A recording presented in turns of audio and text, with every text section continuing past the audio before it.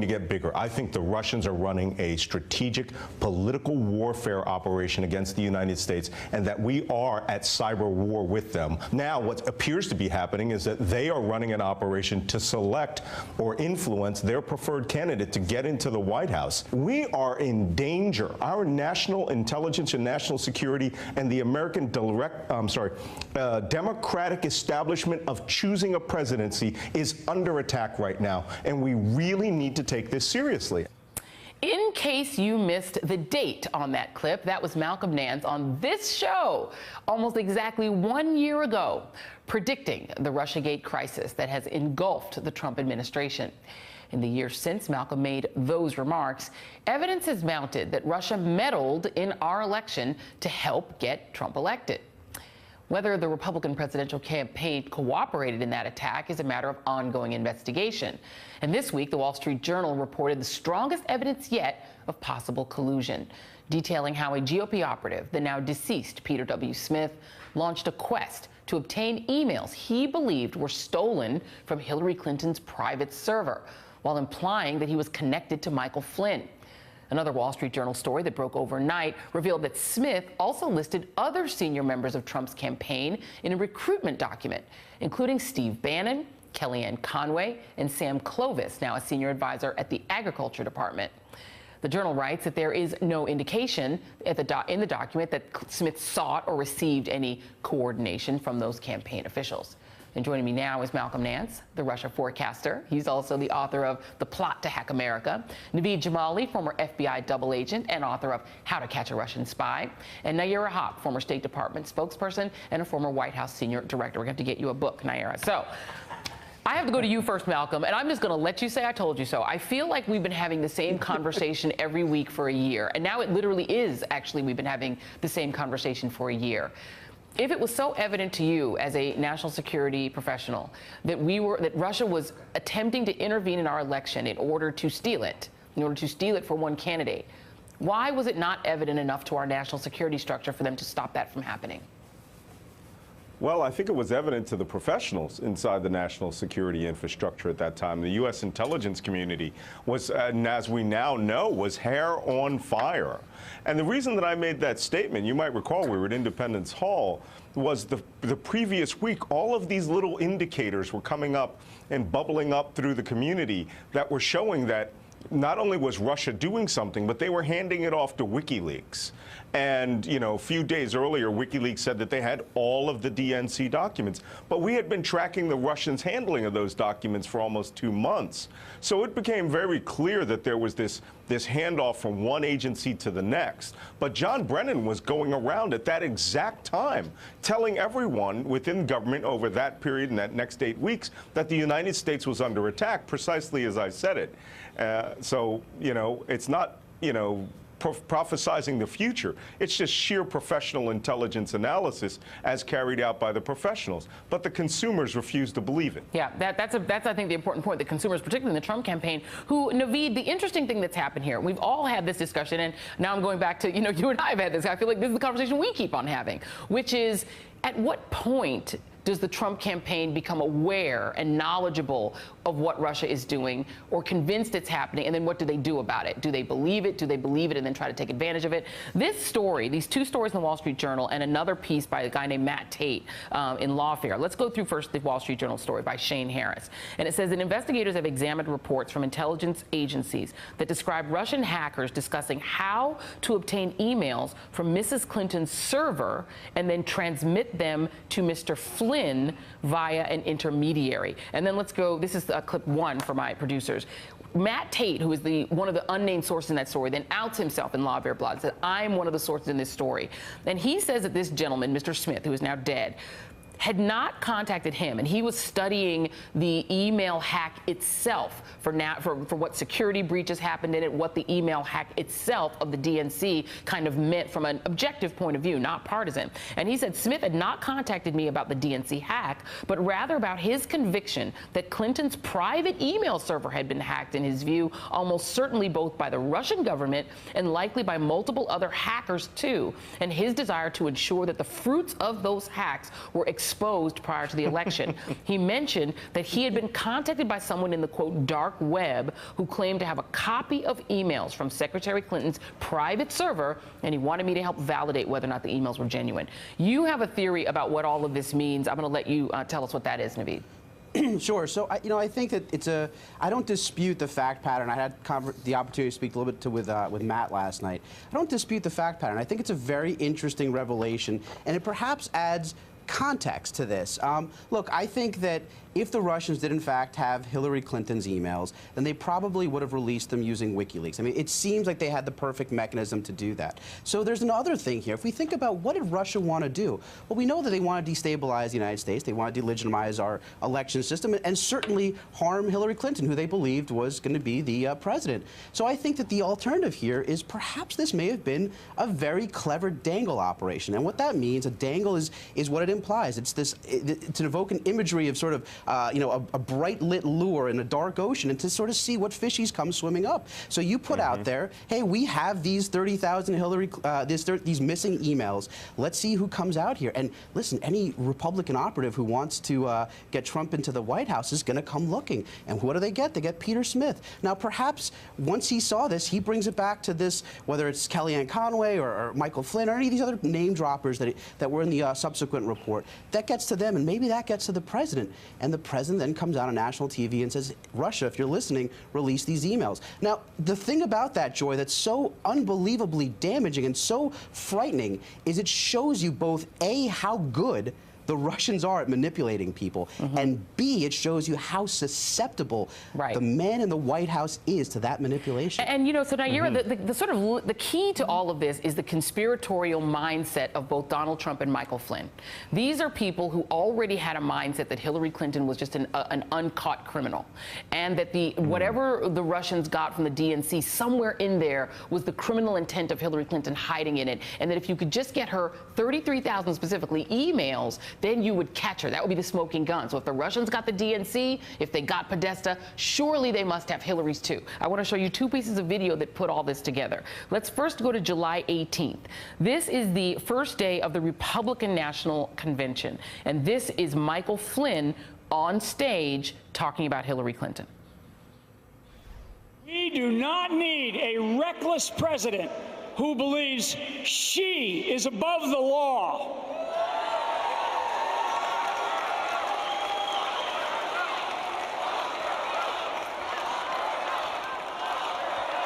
Lock her up. That's right. That's right. Lock her up. I'm going to tell you what. She put our nation's security at extremely high risk with her careless use of a private email server. Okay, and now we fast forward 1 week later, and this is on July 26th, 1 week later. This is actually the same weekend that Malcolm and I had this conversation. And so, Nayyirah, this is Donald Trump, and now the Democratic National Convention, I believe, has already started, and Donald Trump says a very specific thing to Russia. Take a listen. Russia, if you're listening, I hope you're able to find the 30,000 emails that are missing. I think you will probably be rewarded mightily by our press. And not to get too conspiratorial, but he did that news conference in Miami, the same place that this Mr. Smith was, in Florida. Your thoughts? This is what winning at all costs looks like, and it's about winning in a personal capacity. It's not about winning for the United States of America, and this is the problem when national security is set aside for the advantage of a particular individual who wants to win public office. This is a fundamental divide that we are seeing not just last year during the election season, but that Russia has been trying to manipulate and take advantage of with the Trump family for almost a decade, ever since the collapse of the Soviet Union, the sell-off of Russian assets. Business people around the world have seen this as an opportunity for them to make money. And Trump is essentially like a Russian oligarch. This is why you see lots of images of the Trump family in Russia building business interests, developing these networks and connections with Putin and his team. And unfortunately, with the election of the United States, they had to pay back, and that's what Putin and Russia have been playing on, is this Trump family personal interest in business, economics, for their personal gain, and not for the national security of the United States. And I'm going to give you the last word on this, Malcolm, because you did predict it, so I'm going to give you the last word on it. Matt Tate said in Lawfare that when he tried to explain to Peter W. Smith that if he had received this, if he'd been contacted by the dark web with Clinton's personal emails, he should take it very seriously, that possibly it may have been part of a wider Russian campaign against the United States. Smith, however, didn't seem to care. If they were genuine, they would hurt Clinton's chances and therefore help Trump. Did he become an unwitting asset, in your view, due to his zeal to try to beat Hillary Clinton? Absolutely, he's an unwitting asset. And as you recall in my book, I wrote about all these people were unwitting assets. You know, the Russians use two methodologies, like Naveed said. The dangle, where they put something before your eyes, but they also go direct from time to time. And I think Michael Flynn may have been the subject of a direct approach, you know, hey, go after Hillary Clinton. But can I just say one last thing? I know precisely when this information was injected into the bloodstream of American politics. Early 2016, there was a news report from Russia that was put out through Sputnik and another smaller agency, which was picked up by a right-wing blogger. And that story that Putin was having a debate within the halls of the Kremlin about releasing Hillary Clinton's 33,000 emails got repeated by Judge Napolitano on Fox News in April. And it disappeared, but didn't come back up until Trump's statement in July. It was festering during all that time, and these people didn't care. But they knew, they would had to have known that information would be coming from the Russians, and that informed Trump and all the people who had conversations with them to make that statement about Russia, if you're listening, release Hillary Clinton's emails. They don't care. Win at all costs. It makes so much more sense with this piece of the puzzle, that you don't have to believe that Donald Trump and his team knew that the Russians were going into the DNC. They don't even have to be involved at that point. They just have to believe in their minds that they also got her emails. That's all they need. Right. They're conspiracy theorists. They want those emails because they think that's how they're going to beat her. It makes a lot more sense, for sure. This week, the Russiagate story dove deeper into the Mission Impossible genre when we learned that a Turkish-Iranian gold trader who's in federal custody for allegedly cheating U.S. sanctions was quietly removed from prison and is cooperating with federal prosecutors. The man, Reza Zarrab, is close to Turkish President Recep Erdogan. Per NBC News, legal experts say prosecutors may be seeking information about any ties between the Turkish government and former National Security Advisor Mike Flynn. Special counsel Robert Mueller is investigating whether Erdogan offered Flynn $15 million to kidnap a Turkish dissident living in the U.S. and return him to Turkey. Mueller is also looking into whether Flynn promised to get the case against Zarrab, the gold trader, dropped as part of that alleged deal. Let's bring in MSNBC legal analyst Paul Butler, Katie Zavadski of the Daily Beast, Jill Wine-Banks, a former Watergate special prosecutor, and Richard Painter, former chief White House ethics lawyer for President George W. Bush. And Katie, this is your story that was in the Daily Beast. Explain to us, who is this gold trader and how does he relate to Michael Flynn? Sure. So Reza Zarrab was born in Iran, but he grew up in Turkey and essentially made a lot of money helping Turkey and Iran evade sanctions with the blessing of senior Turkish and Iranian officials. And that's really the key to this case. Normally, Turkey might not care about some random citizen, but the Zarrab case was actually at the core of the Turkish corruption scandal in 2013, because when they started digging into what Zarrab was doing, they found bribes to senior Turkish ministers, and they even found some audio that allegedly implicated Erdogan himself in corruption. So that's why Erdogan is really keen on having Zarrab released, and that's why he may have talked to Michael Flynn about a way to make that happen. So, I guess the idea is for him to be able to get out of confinement, the idea was that he was cooking up a scheme to work with Michael Flynn to kidnap another guy, to kidnap a third party. Explain how that fits in. Well, it's a crazy scheme, and the story of Zarrab himself is just as crazy. This guy was fighting tooth and nail. He hired Rudy Giuliani and Michael Mukasey to go talk to the Turkish government and to senior Trump administration officials about how to broker a diplomatic deal that would allow him to skip out of jail and not actually go on trial. Right. And now, last week, we learned that during that December meeting in which they talked about the $15 million kidnapping plot for a Turkish cleric in Pennsylvania, they may have also discussed this case and how to get him off. And Fethullah Gulen, for those who don't know, and this is, I'm sorry, I'm skipping around, this is cut 7 for my producers. He actually runs a bunch of charter schools. He lives in the Poconos, but he's a cleric, right? He's a cleric with a movement in Turkey, and Erdogan thinks that he plotted the coup against him. Well, it's a very complicated story. So Erdogan and Gulen were actually allies in this sort of anti-desecularization, actually, movement in Turkey. And then they had a falling out. And since then, everything that goes wrong, it's automatically the Gulenists' fault.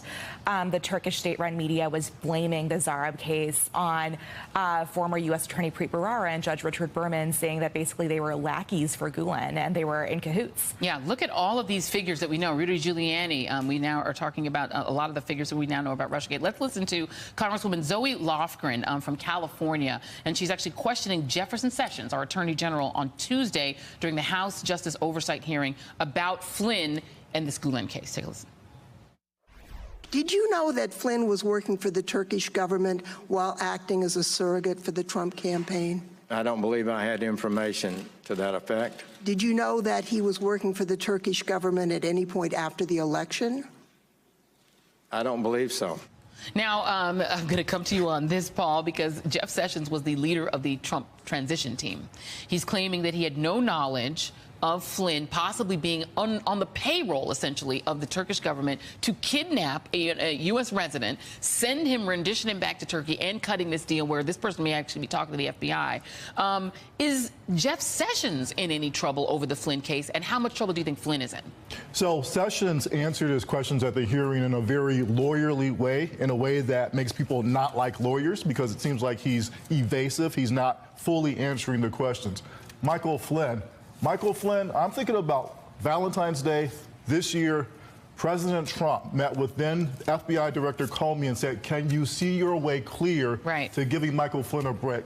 Joey, if President Trump knew then what we all know now, that Flynn was a double agent, that at the time that he was in consideration to be the national security director, that he was also talking about kidnapping a guy for $15 million, then that's President Trump's exposure. I mean, we've been thinking about obstruction of justice, but if he's trying to thwart an investigation about whether someone's a double agent at the time that he's working for the government, I haven't talked about treason before, but we're getting close to that. Yeah, and let me just correct myself. Jeff Sessions was the head of their National Security Advisory team. It was Chris Christie and Mike Pence that were the head of the transition, also who were warned by Sally Yates, hey, you need to look at Mike Flynn. He may have some problems. But everyone is pleading ignorance. Yeah, again, they're either ignorant or they're willfully dishonest. Either way, President Trump has placed the American people in an untenable position. We can keep an attorney general who has a loose relationship with the truth, or we can get rid of him and open the door to Trump selecting a new attorney general who will stop the Russian investigation. Yeah, let's go to cut 3, and I'm going to come to Richard Painter on this. This is Zoe Lofgren again, and she's continuing to question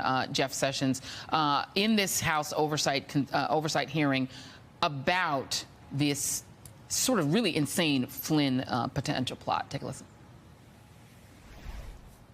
You did not know that the FBI was requested to conduct a new review of Turkey's 2016 extradition request for Mr. Gulen? The FBI was... Did you know about that? I'm aware that the Turkish government continued to press the federal government with regard to seeking the return of Mr. Gulen to Turkey. Did you know and our department had a role to play in that, although I'm not at liberty to discuss the details of that. Richard Painter, will Jeff Sessions be able to hide behind not being at liberty to discuss details when it comes to what he knew and when he knew it regarding Michael Flynn's activities once he became National Security Advisor? Well, that depends on how hard Congress pushes to get the information. I mean, he's obviously not answering her question, and when he does answer the questions, he is not answering truthfully.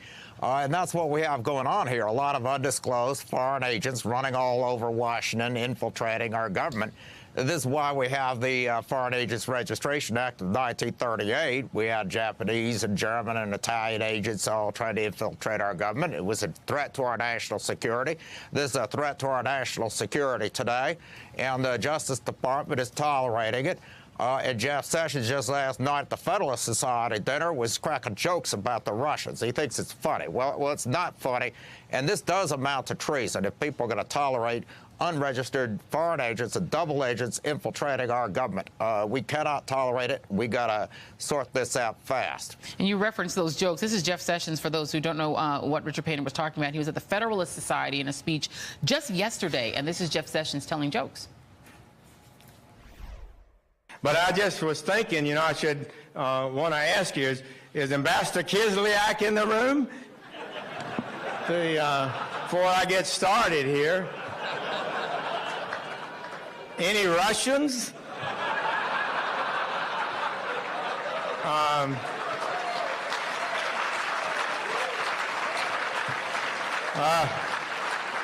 Anybody been to Russia? Got a cousin in Russia or something. Jill Wine-Banks, you were involved in the Watergate investigation. Do you recall any members of the Nixon administration finding the aspects of that investigation humorous? I'm sorry, I couldn't hear your question. No, I'm asking, you were involved in the Watergate investigation. Do you recall any members of the Nixon administration finding anything about that investigation to be funny? No, I don't. I don't think this was particularly funny either, because it's nothing to be laughing about. But I think the more important question is, what did the president know and when did he know it? And that was a Watergate question of great importance. And here it is, too, because if the president likely knew about the investigation into the Turkish connections of Flynn, whether he knew about the kidnapping potential of Gulen, or just the fact that he had an unregistered foreign agent working on his national security team, is a very important question and could change the dynamics of the obstruction of justice from just obstructing the Russia investigation into, as has been pointed out, a potentially treasonous investigation. Yeah, we shall see where this goes. Paul Butler, Katie Zavadzky, Jill Wine-Banks, Richard Painter, thank you all. Appreciate it. We'll have you guys back. And up next, Jared Kushner on the hot seat again. We have breaking news this morning in the investigation into Russian meddling in the 2016 U.S. election. Multiple sources tell NBC News that special counsel Robert Mueller's team has gathered enough evidence to bring charges in the investigation of former Trump National Security Advisor Michael Flynn and his son. The probe into Flynn is part of Mueller's investigation into Russian interference, but sources say investigators are also looking into Flynn's lobbying work, including whether he laundered money or lied to federal agents about his overseas contacts. Mueller's team is also examining whether Flynn attempted to orchestrate the removal of a chief rival to Turkish President Recep Erdogan from the U.S. to Turkey in exchange for millions of dollars, two officials said. Now let's bring in Ken Delaney, an intelligence reporter for NBC News, who's part of the team that broke this story. All right, let's break these down into bits. Let's start with Michael Flynn Sr., and then we'll talk about his son. Is the investigation into Flynn Sr., Ken, focused mainly on the Turkey aspect of it, or is it broader and does it impact the Russiagate aspect? Oh, Joy, we absolutely think it's broader. Of course, it involves his contacts with Russian Ambassador Sergei Kislyak. But the new ground that we're breaking in this story is that it is also very much focused on his relationship with the government of Turkey, the undisclosed lobbying that he did, for which he was paid $530,000, and then what action he may have taken to seek to orchestrate the removal from the U.S. of this cleric, Fethullah Gulen, who is an opponent of the Turkish government that was paying Mike Flynn. That's what's new here, is that we are saying that the FBI is looking into Flynn's actions involving Gulen and the question of whether he was offered millions of dollars in exchange for or in relation to a promise to orchestrate the removal of Gulen from the country, Joy. Absolutely. And we should note that the spokesperson for the special counsel did not comment yet on this story. This is NBC's exclusive reporting. I want to read you a little bit more, Ken, from the story that you contributed to. Michael Flynn's son, Michael G. Flynn, who worked closely with his father, accompanied him during the campaign, and briefly worked on the presidential transition, could be indicted separately or at the same time as his father, according to three sources from familiar with the investigation. If the elder Flynn, this is the key part, is willing to cooperate with investigators in order to help his son, two sources said, it could also change his own fate, potentially limiting any legal consequences. This sounds to me, Ken, like the prosecutors are potentially setting Michael Flynn up to save his son or save himself. Your thoughts? It does sound like that, Joy, and that's carefully worded, and there's a reason why. We believe this is in flux. This is a developing situation, and it may well be that one or more of these men cuts a deal, in which case we would not see charges. And so what we're saying is they have enough evidence to bring charges, and you're absolutely right. To the extent that Michael Flynn, the son, is implicated here and facing criminal jeopardy, it puts huge pressure on his father. It's one thing for his father to be facing a potential prison term, but the idea that his son, who has a young baby at home, could be in trouble has got to be weighing in on the former National Security Advisor's thinking, Joy. Absolutely. All right, Ken, stay with us just for a moment. I want to bring in my panel, former State Department spokesperson Naira Haq, Max Boot of the Council on Foreign Relations, Natasha Bertrand, political correspondent for Business Insider, Washington Post opinion writer Jennifer Rubin, and Karine Jean-Pierre, senior advisor for MoveOn.org. I'm going to start with Karine first. Michael Flynn Jr. is somebody that a lot of people may remember from the campaign. He was very prolific on Twitter, things like Pizzagate. This is somebody I think people aren't accustomed to thinking about as being central to this story. How surprised are you in hearing that he, too, is drawn into this investigation? It's not surprising at all, Joy. I mean, look, this brings a whole different meaning to the chant that he led of "Lock her up" during the convention. I mean, look, Joy, Flynn failed multiple times to disclose his work with or for government official. Now it seems like Mueller is telling him, hey, either you cooperate or your son will go down. And now he has to make that decision. But it's not all that surprising. I think once Manafort kind of went down on indictments on Monday, we all expected Flynn to be next. Exactly, indeed. I think Flynn is somebody that, Natasha, a lot of people have expected to be eventually in the crosshairs. There was that early reporting that he was openly seeking immunity in exchange for cooperation. You had Donald Trump saying to Jim Comey while he was still FBI director before he fired him, go easy on Flynn, and telling Flynn after firing him in February, stay strong and things like that. One other interesting aspect of this is Jim Woolsey. The FBI, according to this NBC report that Ken Delanian broke on our air earlier, that the CIA director, the former CIA director, Jim Woolsey's account to the Wall Street Journal, which he confirmed to MSNBC that Flynn and Turkish officials discussed a potential plan to forcibly remove a man named Fethullah Gulen from the country in September of 2016. That too is being investigated now. How much consternation and concern must there be on Capitol Hill now? This circle seems to be only widening.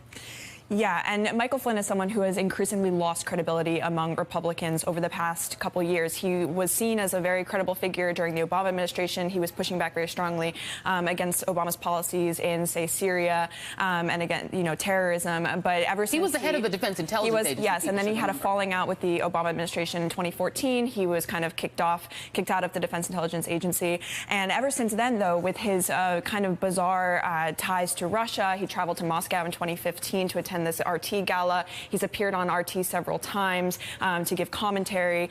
He did some work for, RT since then. It's just kind of, he's lost a lot of credibility, and I would not be surprised if people on the Hill were now, more than ever trying to distance himself from this White House, because first you have Paul Manafort, who's indicted, who's very close to the Trump campaign, obviously, and now you have the first current or former, Trump administration official to possibly face charges. Yeah, and you have George Papadopoulos actually a cooperating witness. We don't know if that means wearing wire. We don't know what that means. Max Boot, of this unknown band of foreign policy advisors that were named to the Trump campaign, the one person who did actually have some stature and a track record was Michael Flynn. I wonder if you could describe how much consternation there is inside the foreign policy world as to what happened to this guy. He was seen as sort of a really high-flying, fast-rising star within the defense intelligence establishment when he was named to DIA, turfed out in 2014. Is there any sense of what went wrong from there? That's a great question, Joe. I mean, you have to kind of savor the irony of a guy who at the Republican National Convention was leading chants of lock her up, is now in serious danger of himself getting locked up. And this is a tragedy in many ways. I mean, I've known Mike Flynn for years, back to the time when he was the chief intelligence officer in Afghanistan for General Stan McChrystal, and then before that, the Joint Special Operations Command, where he had a terrific reputation as a very good tactical intelligence officer. He was somebody that Stan McChrystal wanted at his right hand when he was tackling any important assignment. And he was very well respected, which is why he became director of the Defense Intelligence Agency. I mean, I have in my office a picture of me with Mike Flynn of the Defense Intelligence Agency. Yeah.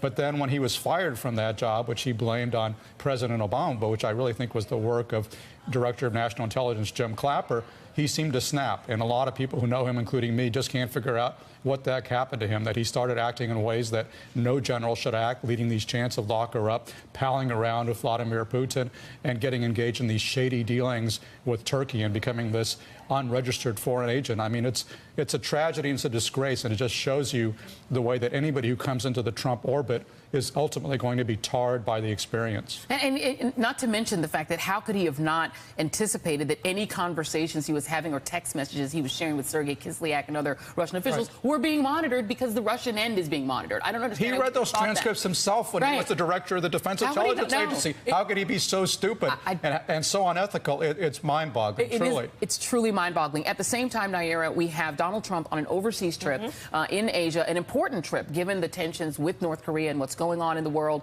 The last time that Donald Trump was on an important overseas trip, he found himself dictating a misleading statement for his son, Donald Trump Jr., who, along with the now indicted Paul Manafort, the then campaign chairman, and Jared Kushner, met with Russian officials at Trump Tower the same day Donald Trump announced, "We're going to get you, Hillary Clinton," on his Twitter feed. I'm wondering what must be happening on Air Force One as he travels country to country today. Well, clearly people are trying to tackle and intervene between him and his cell phone to avoid whatever might happen on Twitter. And it's unfortunate that that is now the job of senior military leaders and diplomats, is to keep the president away from a toy that can get him in trouble. Around him also are 29 business leaders on this trip. And that's important to understand, because underpinning all of this and Trump's real goals of how he deals with foreign policy and diplomacy are his business interests. Just a few weeks ago, the Chinese government sent in some people to try to take back a Chinese dissident. These people were here on visas. They lied. They were actually security officials. They violated their visas. And then a hotel owner in the United States went to the White House to say the Chinese would like this person back. Will you give him up?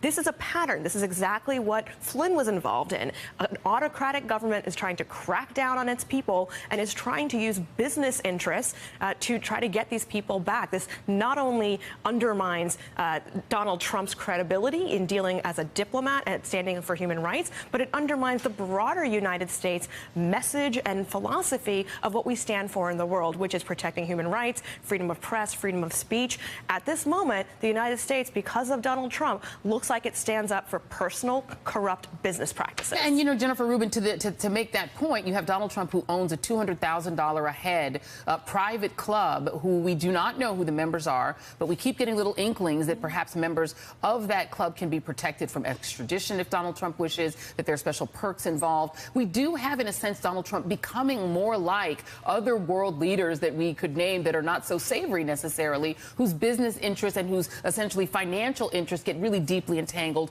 with their interest in leading their governments. It's extraordinary. It really is. And actually, the fee used to be $100,000. He doubled it once he became president, because he now can monetize the presidency in a way that no one has ever done before. He began this trip in Hawaii, where he was again touting a Trump property. No one has used the presidency to advance his own personal business interests, and there's a reason why he's getting away with it, and that is that Republicans don't care. They could easily stop this. They could easily either pass legislation or invoke the Emoluments Clause and prohibit him from receiving income and monies from foreign leaders, but they roll over and play dead. And you're right, this is becoming a banana republic, a third world dictatorship, where the rule of law is sublimated. The president's financial and personal interests are above national interests, and he cavorts with people who share those rotten values, anti-democratic values. I would say that as far as the Flynn thing goes, we should remember how we first learned about this, or how he first got in trouble, and that was potentially lying to FBI agents discovered by Sally Yates, who then went to the White House, the White House counsel, to rat him out and say, listen, we can't have the Vice President of the United States going around repeating these things. Flynn is lying. And so he's involved every which way. He's involved in Russia. He's involved in Turkey, and he's involved in the dishonesty that we saw from Sessions, we saw from other people, in trying to conceal these Russian contacts. So he's got about 3 pressure points, and now that they have his son, they are going to pressure him and see if he coughs up some more information. You know, Ken, that's an important point, because I think that, you know, because the Turkey aspect of it is sort of an important and key aspect of this current reporting, it is sort of extraordinary to remember that this was a man who was the national security advisor to a presidential campaign, who then became the national security advisor of the United States, an incredibly high position for someone now accused of essentially making deals with foreign powers and getting paid for it, including while he was sitting. Are these investigations being named National Security Advisor, or could this potentially be for activities while he was National Security Advisor? Joy, our sources are telling us that it's absolutely both. You'll recall that when the coup happened last July, the attempted coup in Turkey, Flynn actually spoke publicly in favor of that coup. But once he began being paid by a businessman with ties to the government of Turkey, he completely changed his views and published an op-ed on Election Day condemning the coup. And now we are made to understand that the FBI is examining whether he took any action to try to facilitate the removal of this cleric that Turkey accuses of fomenting the coup, Fethullah Gulen, after he became National Security Advisor. We were reporting in the story that there was an attempt to have the FBI look into, once again, whether the Justice Department should extradite this person, and the reply back was, we just don't have the evidence to do it, and that's the position of the U.S. government. So a lot of questions there about what Flynn did while he was in the government. I also want to make the point that we ran all of our reporting past Flynn's lawyer, Rob Kellner, and he declined to comment, did not say a word. This is the same lawyer who a while ago at one point said that my client has a story to tell, and was seeking immunity from the Senate committees. Interesting. And let's not forget that it took about 15 days for the Trump White House to act on Sally Yates's hair on fire warning that the same gentleman, Michael Flynn, their national security advisor, was potentially subject to blackmail and should be removed. That's something that was told to the Trump transition team as well as to the leadership there. And that also includes Vice President Mike Pence, who was informed of that as well. So this circle, again, is only widening. People had information. They didn't act on it. NBC's Ken Delanian, Nayyera Haq, Max Boot, Natasha Bertrand, Jennifer Rubin, Karine Jean-Pierre is sticking around. Thank you all for staying. Really appreciate it. And up next, Donna Brazile held her first TV appearance and dropping bombs on the DNC and the Hillary Clinton campaign. We will discuss that next. Stay with us.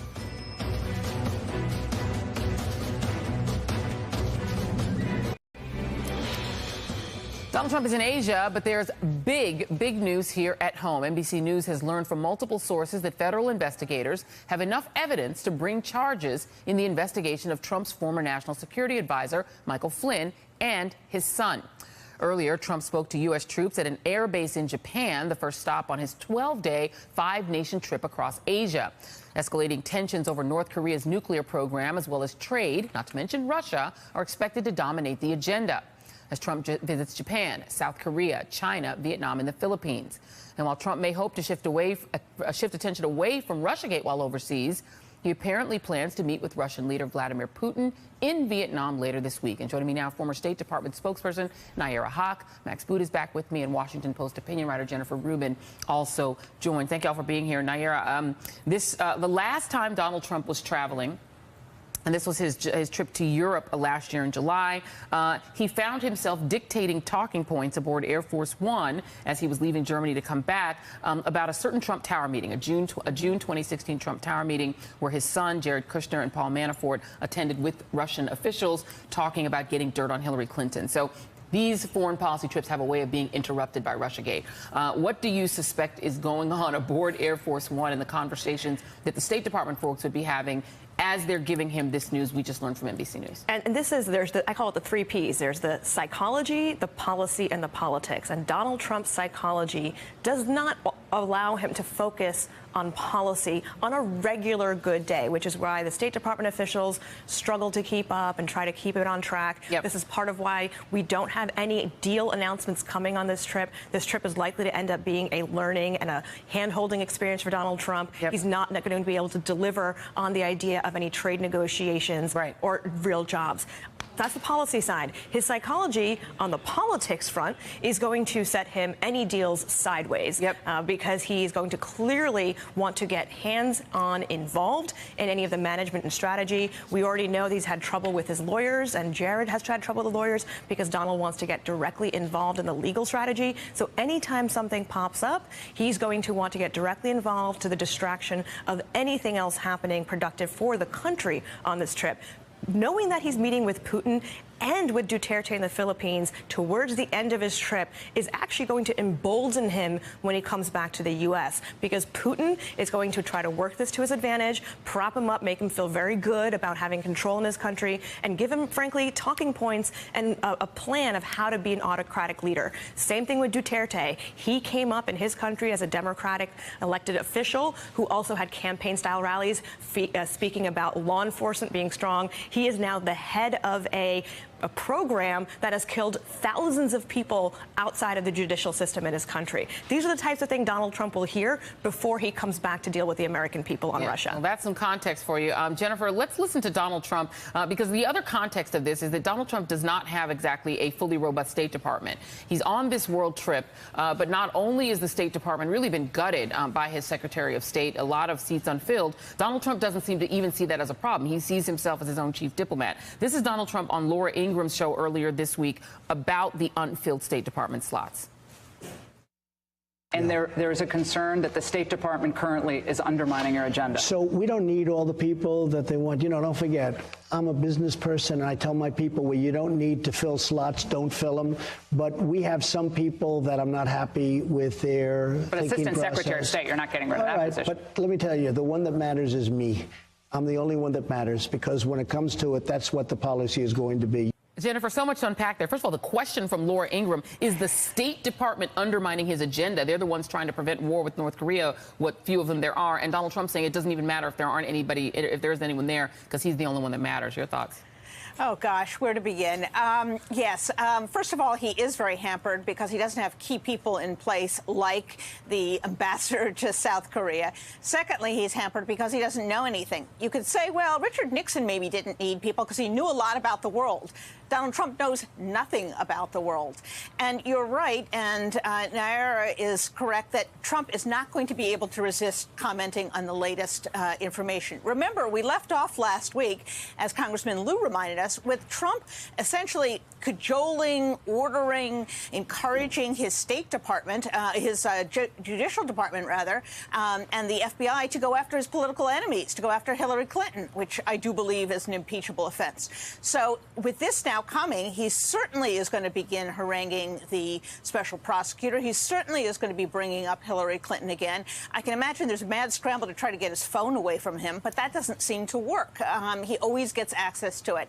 And at this point, you have to believe that the hooks are into Michael Flynn. He may not have a deal, but by threatening to indict his son, they are squeezing Michael Flynn. There is no separation between Michael Flynn and President Trump. There's no separation between Michael Flynn and the Attorney General. So the walls are closing in. He's at a trip where he is ill-prepared. He's not going to have deliverables. He's going to have people testing him. He's going to have people provoking him. And what is he going to do? He's going to turn around and lash out at his domestic enemies.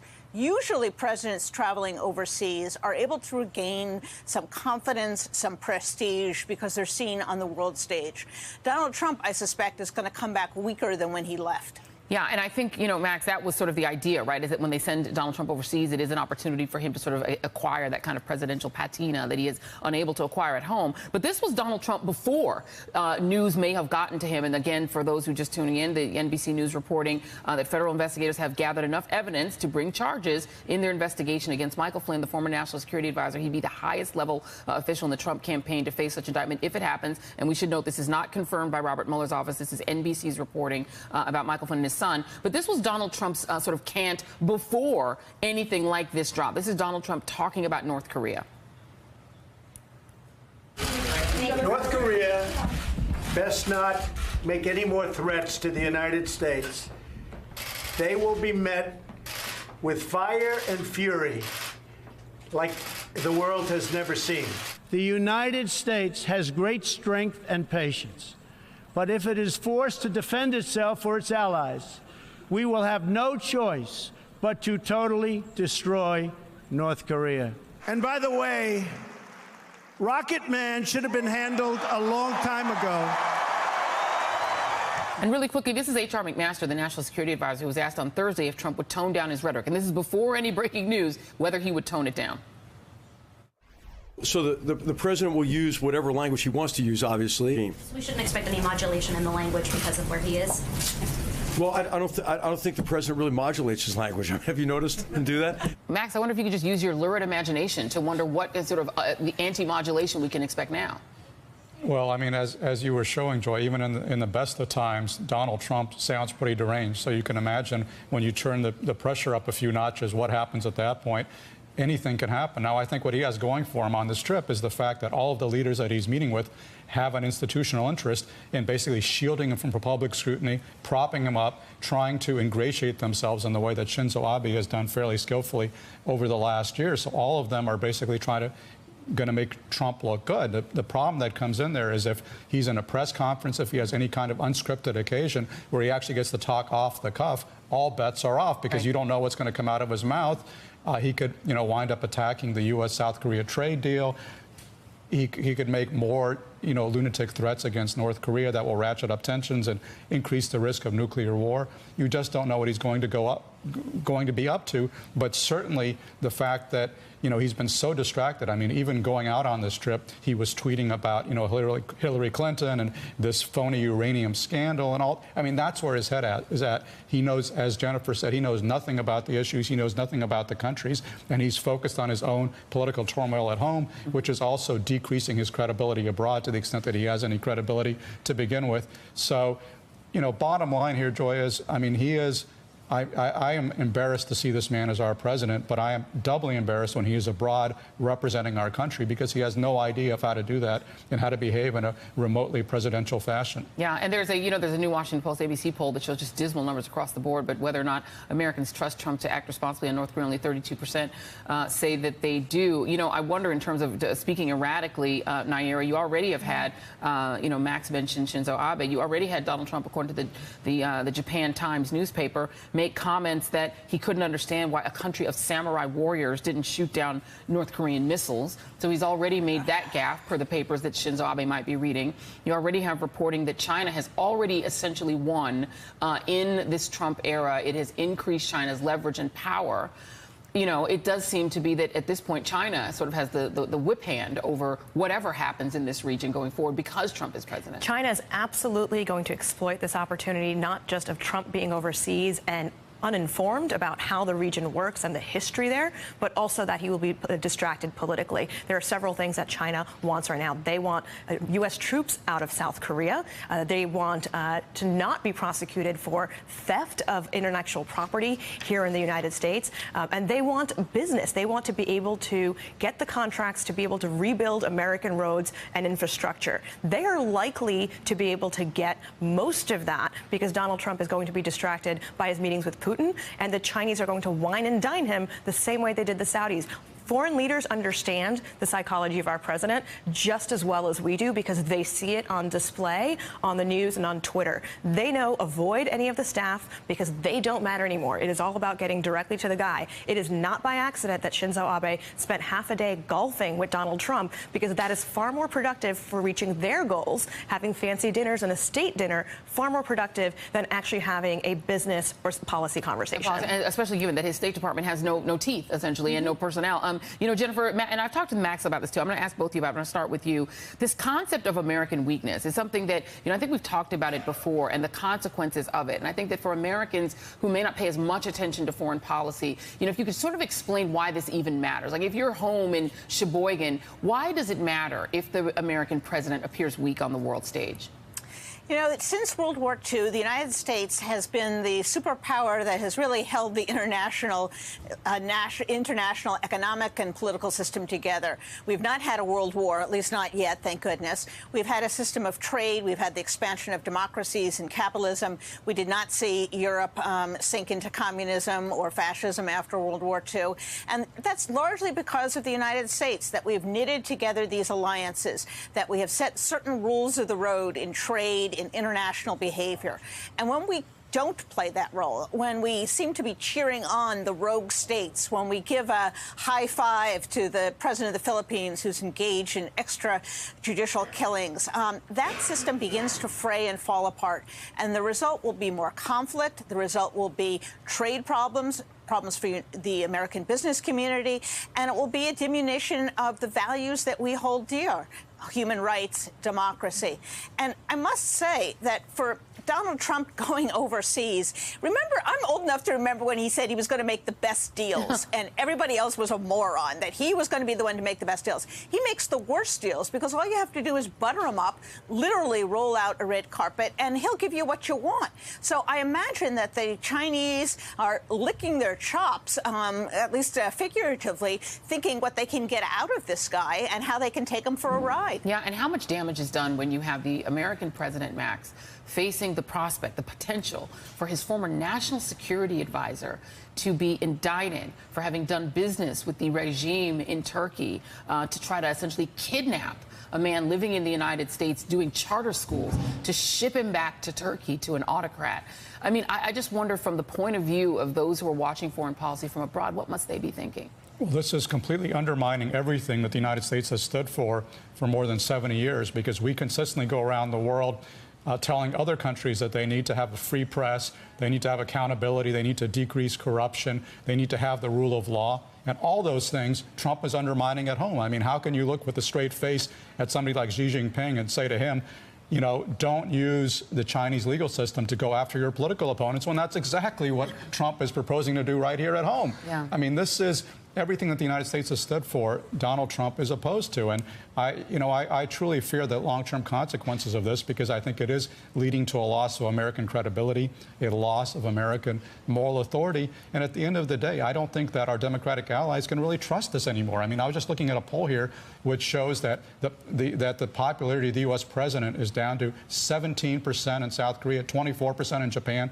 from highs of over 80% under President Obama. If that continues, it does long-term damage to the U.S. position in the world, and that damages our security and our economy. Yeah. At the risk of ruining everybody's Sunday, given the breaking news, I'm just going to ask if our guests can just hang around just for a little bit longer. We're going to try to bring you guys back if you can stay. So everybody hopefully stay nearby.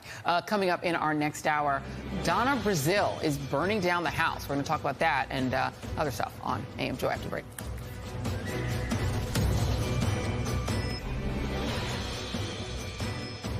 You don't believe that surrogates from the Trump campaign had communications with the Russians. Is that what you're saying? I did not, and I'm not aware of anyone else that did. Good morning and welcome to AM Joy. Donald Trump is back on the world stage this week with a trek across Asia.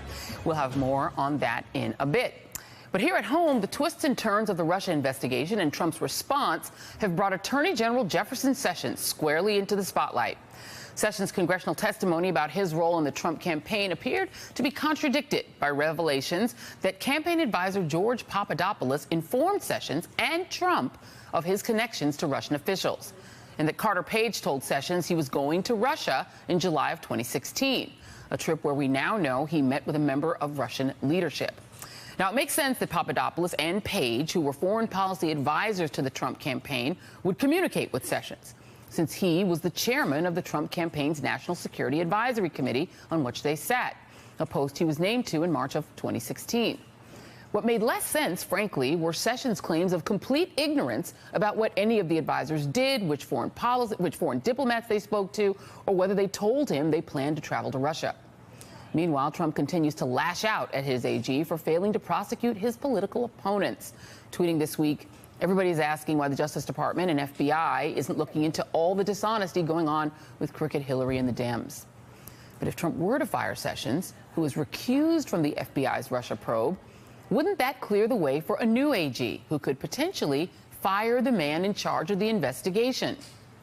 Joining me now to untangle it all is Democratic Congressman Ted Lieu, who sits on the House Judiciary Committee. And Congressman, good morning to you. You have accused Jeff Sessions flat out of perjury and said he should absolutely resign. Would you stand by that call for him to resign, even if it cleared the way for Donald Trump to fire Bob Mueller by appointing a new non-recused AG? I would, and that's because the rule of law is a bipartisan issue. Whether you're a Democrat or Republican, you want the White House to follow the rule of law, and that means you can't have your top law enforcement official have violated felonies and still be in his position. And it's not as if Jeff Sessions was caught jaywalking. He was caught lying to Congress under oath in order to get confirmed. That undercuts his credibility and makes it so that the American people in Congress can no longer trust him. He needs to resign. A source close to Jeff Sessions has told the media that the March 31 comments by this Papadopoulos person that they're calling it did not leave an impression. And this is someone familiar with Jeff Sessions' views. We don't know who that is. As far as Sessions seemed to be concerned when he shut down this idea of Papadopoulos engaging with Russia, that was the end of it, and he moved the meeting along to other issues. And this is a claim that during the meeting at which Papadopoulos says that he informed him that he wanted to go to Russia, Sessions shot it down, and therefore, when he was testifying to get confirmed, he just didn't remember. Does that seem credible to you, and would that extricate him from a perjury accusation such as you've made? Not at all, because not only did Papadopoulos tell Sessions, Sessions actually responded to Papadopoulos' request. So for Jeff Sessions to now claim that he was not aware of that strains credibility. And then you've got Carter Page also telling Jeff Sessions that he was going to go to Russia. So Jeff Sessions, to me, is committing perjury in plain view, and he cannot remain in his position. And Senator Al Franken on the Senate side of this has sent a letter to Jeff Sessions asking this question. Did you fail to mention Mr. Papadopoulos' Russian contacts because you did not remember hearing Mr. Papadopoulos describe his connections that could help arrange a meeting between then-candidate Trump and President Putin? The American people deserve a complete and accurate accounting of the facts. And it's requested that he please respond in writing by Friday, November 10th, this coming Friday. If Jeff Sessions does not send a response to Senator Franken on that question, what do you think should happen next? I think Congress needs to hold additional hearings, both in the Senate as well in the House. And keep in mind, this is the second time Jeff Sessions has committed perjury, because he also said that he himself did not have contacts with Russians. And it turns out he, in fact, had a meeting with the Russian ambassador and potentially other communications. So he is committing perjury in plain view before the American people. He cannot remain in office. Congressman Ted Lieu, keeping it making it very, very plain. I'm going to actually hold you just for a moment. I want to bring into the panel Natasha Bertrand, political correspondent for Business Insider, Max Boot of the Council on Foreign Relations, and Karine Jean-Pierre, senior advisor to MoveOn.org. And I want to play for the panel the January 10th exchange between Senator Franken and Jeff Sessions, and this is when he was sitting for confirmation to be Attorney General. Let's play that exchange. If there is any evidence that anyone affiliated with the Trump campaign communicated with the Russian government in the course of this campaign, what will you do? Senator Franken, I'm not aware of any of those activities. I have been called a surrogate at a time or two in that campaign, and I did not have communications with the Russians. Okay, so Sessions was not a surrogate for the campaign. I'm sitting here looking at the Politico article from when Donald Trump named his advisory committee on national security and foreign policy. Jeff Sessions was the chairman of the National Security Committee, so he was not just a surrogate. But I want to go through a quick timeline. Sessions says he is not aware of any of those activities. Here's the timeline. March 31, 2016, the same month that Jeff Sessions was named chairman of that Foreign Policy Committee. March 31st, Sessions attends a meeting where Papadopoulos brings up the Russia contacts. April 27th, he attends a reception at the Mayflower Hotel with Sergei Kislyak, the Russian ambassador. Trump is in attendance. June, Carter Page tells Sessions, reportedly, according to Page, about his July trip to Russia, his planned trip to Russia. July 19, there's a meeting at the Republican National Convention that includes Kislyak and Sessions. And in September, meeting with Kislyak in his Senate office. I'll start with you, Natasha. It seems to be there's a prima facie case here that Jeff Sessions either has the worst memory in history, because there are multiple instances in which he's in the room with Papadopoulos, with Page, or with Kislyak, or that maybe there is a perjury case. Is there concern among Republicans on Capitol Hill that he might have indeed perjured himself beyond Congressman Lieu? There's definitely concern, and I think that one of the most interesting parts about this is that we're getting two conflicting messages from people supposedly so close to Sessions and familiar with his thinking. On the one hand, some people are saying, well, he kind of breezed past it, he shot down the idea, but then they moved on very quickly. And on the other hand, you have some people saying, no, he forcefully shot it down. He said, don't talk about this ever again because it might leak. So, you know, if he really did forcefully shoot it down to that extent, then it really makes you wonder, well, how could he have forgotten an exchange like that? Yeah, absolutely. And, you know, Max, you know, you have this George Papadopoulos character who's being represented as the coffee boy by Republicans who are trying to distance themselves from him. Not only was he at that meeting sitting 2 seats away from Donald Trump during a foreign policy briefing that the Trump campaign tweeted out as proof that they're serious on foreign policy, but Papadopoulos was also sent to Cleveland during the RNC convention, where he was invited by the American Jewish Committee to speak on a panel about U.S. foreign policy. In attendance, Congressman Tom Marino of Pennsylvania, Ted Yoho of Florida, both members of the House Foreign Affairs Committee, Bob Corker of Tennessee, the chairman of the Senate Foreign Relations Committee, gave opening remarks. So he seems to have been a coffee boy who met a lot of congressmen and senators. Absolutely, and he should have set off some alarm bells to begin with. I mean, this is a guy who lied about his role in Model UN. I mean, who the heck lies about Model UN? But I mean, the whole campaign was full of these marginal characters, completely dishonest, without any qualifications to be foreign policy advisors, and they all seem to have connections to Russia. I mean, were there any Trump senior campaign officials who do not have official ties to Russia and did not lie about those ties? Yeah. I mean, I was privileged to be a foreign policy advisor on 3 Republican presidential campaigns. I'm pretty sure we were not having covert meetings on the Romney campaign or the McCain campaign. We were certainly not having covert meetings with Russian representatives. And if they had come to us saying, here's dirt on your opponents, I know exactly what somebody like Senator McCain or Governor Romney would have done. They would have picked up the phone and called the FBI. Yeah. Instead, these guys continued to have these meetings with the Russians and to try to get as much quote-unquote dirt as they could possibly get. Yeah. I mean, it stinks to high heaven, and now we haven't even seen the whole contour of this scandal yet. I just want to stay with you just for a second, Max, because that is, you know, the way that most of us who know of you have come to know of you is that you are a foreign policy expert. This is the business that you're in. Right. Had you ever heard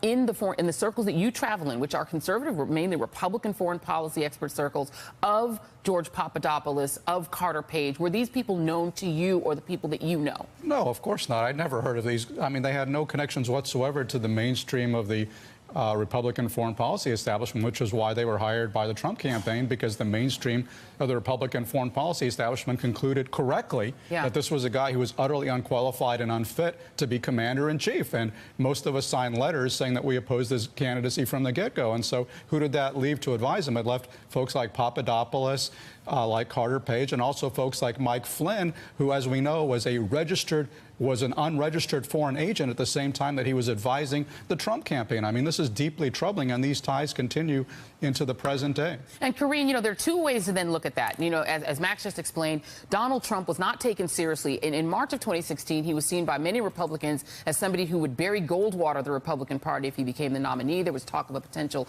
convention fight to keep him from getting the nomination. He puts out this slate of people who are putting Model UN as their credentials to be foreign policy advisors.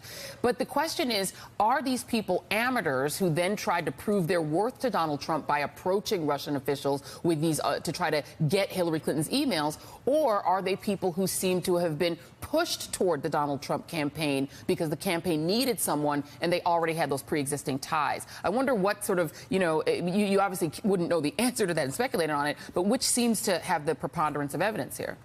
Right. So first of all, just really quickly on Jeff Sessions, he is a known racist and should have never been Attorney General. He wasn't qualified to be Attorney General. And now we find out that he lied twice under oath in front of Congress. And the first time when he lied, we found out that he had at least 3 meetings with the Russian ambassador, who the U.S. intelligence agency believe that he is a spy. The Russian ambassador is a spy and a spy recruiter. So here we have Jeff Sessions, who is clearly now not a bit player, but a major key figure in all of this, and he has to go. He is now compromised as the chief law enforcement officer. And the one more thing I just want to say here is, like, after he lied about to become Attorney General, he's now running the most radical right-wing Department of Justice, anti-immigration, anti-gay, anti-black, anti-brown. He's literally living his best bigoted life right now. And so with everybody now that we're seeing, George Papadopoulos, Gordon, Carter, I mean, this is just a band of misfits who were rushing to talk to Russia just so that they can please this president. All right. Well, yeah, I think we actually have some breaking news that we're going to go to just for a moment. So everybody just stay where you are. I'm going to bring in Ken Delaney, just break this conversation for a moment and bring in Ken Delaney, our national security reporter from NBC News. Ken, what have you got? Good morning, Joy. Well, I have some exclusive new reporting from my colleagues Carol Lee and Julia Ainsley. NBC News has learned that Special Counsel Robert Mueller has enough evidence to bring charges in his investigation of former National Security Advisor Michael Flynn and his son. And we're reporting that the special counsel is looking into Mike Flynn's activities on behalf of the government of Turkey and examining the question of whether he took official action while he was National Security Advisor to facilitate the extradition of an opponent to the Turkish president, a cleric named Fethullah Gulen, who lives in the United States. Joy. All right, Ken Delaney, and thank you very much for that breaking news. So exclusive reporting here from NBC News that the special counsel has announced that he now has enough evidence to indict not just Michael Flynn, but Michael Flynn Jr., his son, who briefly worked at the White House. Congressman Ted Lieu, I want to get your reaction to that first. It does not surprise me. Keep in mind that Michael Flynn was always a shady character within the campaign. And there are very clear laws that you can't lobby for a foreign power without first registering. That's a very simple federal law that he did not comply with. There may be other charges as well, so it's not surprising. But this also tells me that Special Counsel Mueller is doing his job. He's looking at the evidence. And I think it's very hard now for Donald Trump to try to remove Special Counsel Mueller because no one out there is defending Michael Flynn, Paul Manafort, Mr. Gates, or George Papadopoulos. And I think this is a good sign that we have democracy working in America. Natasha, this would be an unprecedented move here, the indictment of the former National Security Advisor of the United States. What do you suspect is going through the minds of Republicans on Capitol Hill or in the White House right now? Well, I mean, it's not completely unexpected. Michael Flynn was always just as vulnerable, if not more, than, say, Paul Manafort. These were the two biggest players that Mueller clearly has his eyes on. Michael Flynn, his foreign lobbying that he only recently just disclosed about his ties to the Turkish government, that always made him an extremely high target on Mueller's list. And back in March, Flynn's attorney actually went to the Congressional Intelligence Committees, put out a statement to the FBI essentially saying, Flynn has a story to tell, and he's eager to tell it, but he's only going to tell it in exchange for immunity. So clearly that has not happened. Clearly the intelligence communities, clearly Mueller has not given him immunity, and now he's going to be facing the consequences. And, Max, the January 27 infamous meeting between Jim Comey before he was fired and Donald Trump, at that meeting in which Jeff Sessions was ushered out of the room, the subject of the meeting was Donald Trump asking him to go easy on Michael Flynn. How worried should the White House be that Michael Flynn now and his son could face indictment? I think that Donald Trump has a lot of reason to be worried, and I think that means the rest of us have reason to be worried, because I think the odds are going up that President Trump is going to try to fire Special Counsel Mueller, because, I mean, Mueller and his team are like the new untouchables. They are building this case, and they're getting closer and closer to the Oval Office with every indictment, with every plea deal. Donald Trump knows that his record will not stand up to the kind of scrutiny that Bob Mueller was subjected to. And so he knows that it's going to be bad for him if he tries to fire Mueller, but it could be worse for him if he doesn't fire Mueller and Mueller accumulates all the evidence to start going after not just Manafort and Flynn, but after Jared Kushner, after Donald Trump Jr.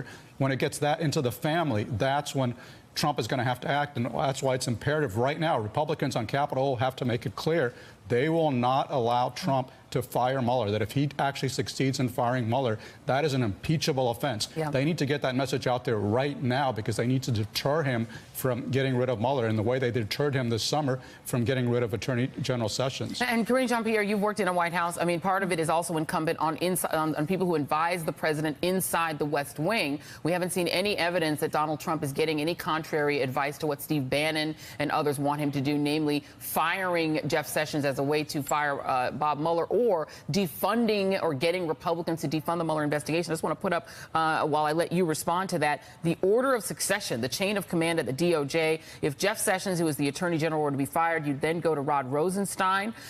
This was the former job that Sally Yates held as the Deputy Attorney General. Rod Rosenstein has indicated he will not fire Bob Mueller unless it is for cause. After that, you get to Rachel Brand, who is the Associate Attorney General. Then you have Dana Bente, who resigned or announced that he would resign on October 27th. He is actually still the U.S. Attorney for the Eastern District of Virginia, the former acting Attorney General, but has indicated he will resign, so indicates he probably wouldn't fire Bob Mueller either. What do you suspect the advice is going around the West Wing, or what would it normally be? Let's actually go on Earth One for a minute. If this were a normal White House, what would the West Wing advisors be telling the President of the United States right now?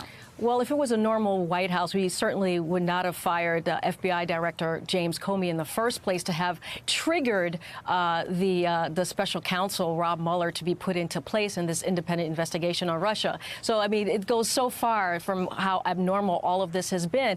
But, Joy, the thing about this is that Donald Trump has made it very clear to the American people that he thinks this Russia investigation is a hoax.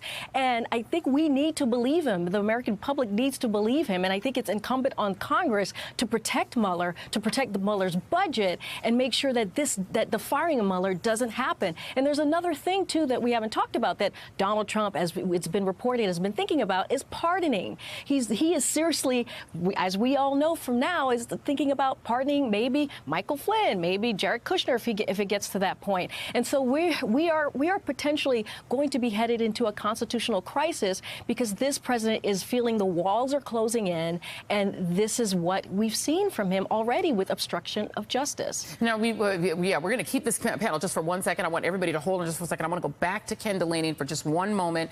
Ken, you have some additional context to the news that you just broke earlier, and tell us what that is. Yeah, Joy, I just want to make sure everyone understands, because this is an investigation into collusion with Russia. But there's also an element here about Mike Flynn and Turkey. If you recall, the former CIA director, James Woolsey, told the story first to the Wall Street Journal, then he confirmed it to MSNBC, that he was in a meeting, but this is before the election now, where he believed Mike Flynn was speaking to Turkish officials about removing this cleric, Fethullah Gulen, something that he thought looked very close to kidnapping, and he was uncomfortable with it. He reported it through an intermediary to then Vice President Joe Biden, and it was reported to the FBI. And we're also saying in our story that the FBI is looking into that element of it, and we are also reporting that the FBI and Special Counsel Mueller are examining whether Mike Flynn took any action after he took office as National Security Advisor to try to orchestrate the removal of this cleric. Now, don't forget, Mike Flynn was paid more than $500,000 to do some lobbying on behalf of the government of Turkey. This was a huge goal of the government of Turkey, was to get this cleric who lives in the Pocono Mountains back to Turkey because Turkey believes he was involved in an attempted coup there. Now, that is disputed, and the Justice Department so far has not been willing to extradite this man. But that is sort of what, in part, this investigation is about, we are learning, Joy. And it's important, Ken, just to stay with you just for a moment, and also within this story that Ken just broke on our air, that the special counsel believes there's enough evidence to potentially indict not just Mike Flynn, but also his son. Ken, there's also some reporting that you guys have in this story that Flynn's son, Michael G. Flynn, who worked closely with his father, accompanied him during the campaign, briefly worked on the presidential transition, could be indicted either separately or at the same time as his father, and that there's a potential that Flynn, the elder Flynn, could potentially cut a deal in order to get an easier deal for his son. Talk a little bit about that, if you could. Yeah, no, that's absolutely right. And, you know, NBC News has long reported that Michael Flynn, the son, is under scrutiny, is under investigation by the special counsel. He was essentially his father's right-hand man, his father's chief of staff. He accompanied him on that paid trip in 2015 to Moscow, where Michael Flynn Sr. spoke at a Russian state news media dinner on behalf of RT. And so both men are under investigation. We are it is not entirely clear whether charges are contemplated against one or both. We're sort of we're keeping that intentionally vague because we believe that this is all in flux, and it's absolutely possible that Mike Flynn, feeling the pressure that his son may be charged, cuts a deal and we see no charges either this week or in the coming days. Joy. Indeed. Ken Delaney, and thank you very much for that reporting. We really appreciate it. The breaking news again for those who are just tuning in, that the special counsel, Robert Mueller's office, has announced that it has enough evidence to bring charges in the investigation of Michael Flynn. I want to thank Ken Delaney and Congressman Ted Lieu, Natasha Bertrand, Max and Karine will be back later in the show. Thank you guys all very much. And up next, Donald Trump is on his third foreign policy trip. What could go wrong? Stay with us.